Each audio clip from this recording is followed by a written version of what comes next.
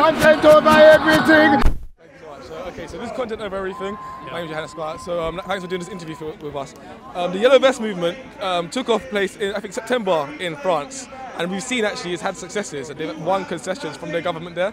Do you think here in the UK we can replicate a similar movement and win concessions, or perhaps win a general election as you're calling for? The reality is I think people have had enough. They've had enough of 8 years of austerity, so we might not see the Gilets Jaunes movement in the same way in this country. But I think what we are seeing is a sort of a grassroots movement which is saying we've had enough of austerity, want to change.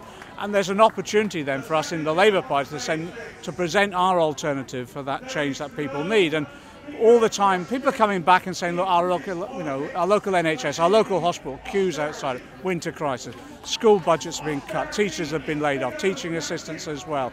And they go along, no police on the streets, they feel insecure. All those issues, I think, are motivating people to say, we've just had enough. They don't believe this government anymore. I think they've lost complete faith in this government and therefore they want to change. And the only way we can bring about that change, I think, is through a general election. That's why we're calling for it.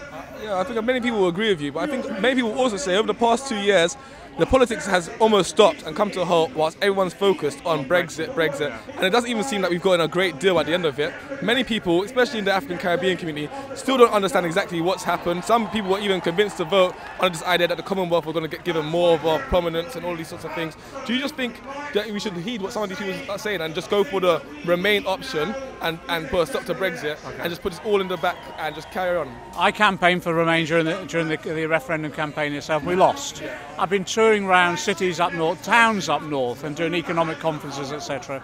And the message you're getting back is there's a strong base of people supporting Leave. So we've got to listen to them and see whether or not we can bring people back together again. What we think we can do is actually present an alternative new relationship with Europe which will satisfy those who want to remain and those who want to leave. Overcome some of the issues that those who voted to leave said motivated them to vote Leave. We think we can do that. But the only way we could do that, I think, is have a general election so we can have that debate. So vote down Theresa May's proposals, which are never going to work. Seek a general election. In that way, people can debate the issues, but then choose the team that will then lead us in any future negotiations. But interestingly enough, you know, all the meetings I do, people raise Brexit, but then they start talking about the real bread and butter issues, what's happening in their community. That's what's really concerning people at the moment, you know? Definitely. I mean, do you think Brexit will be over and done with by March then?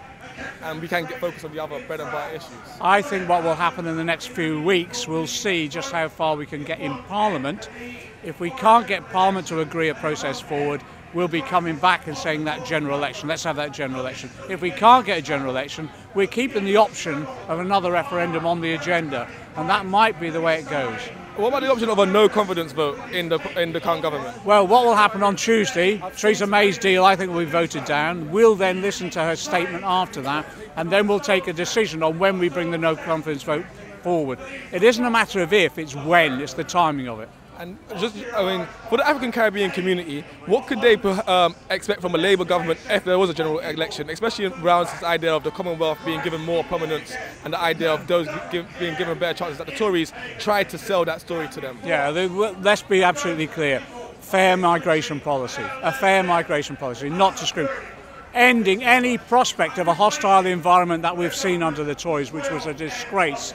The way in which people have been treated in terms of inequality, still there's inequality when it comes to employment and promotion and training, all of those issues. We will tackle those issues. But also, you know, it is about investing in communities too. If you look at some of the poorest communities in our society at the moment, they're where ethnic minority people live. You know, my constituency is multicultural.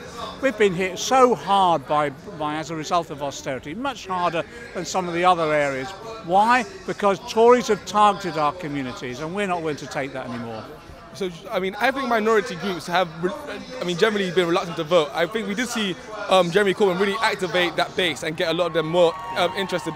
Is there a possibility that hope could burn out if the election doesn't happen soon, or if the election does happen, but Brexit hampers us because we're forced to leave and the economy goes down?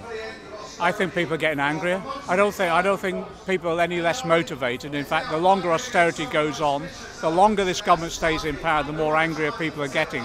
And the more people are thinking, actually, I've got to get out there, I've got to mobilise, I've got to demonstrate, I've got to vote, I've got to participate in the political process. So what I'm finding all the time now is our movement is building, and it's building because people want genuine change. Thank you, John. All right, thanks a lot. Talking to you. Thanks. Cheers.